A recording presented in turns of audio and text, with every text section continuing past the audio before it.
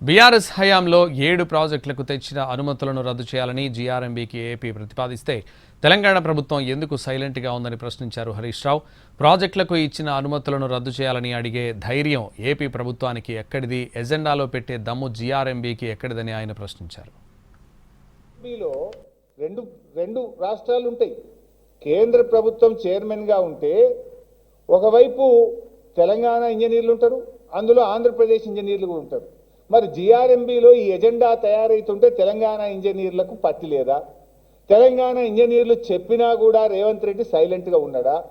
అసలు ఈ ఎజెండా ఎట్లా వచ్చింది?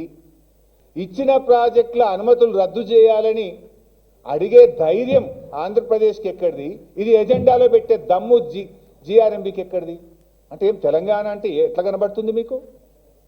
త్యాగాల పునాదుల మీద, పోరాటాల మీద సాధించుకున్న ఈ తెలంగాణ నీళ్ల కోసం జరిగిన ఈ ఉద్యమంలో ఇవాళ కేసీఆర్ గారు కష్టపడి 383 టీఎంసీల గోదావరి జలాలకు మేము అనుమతులు తెచ్చినాం. మేము తెచ్చిన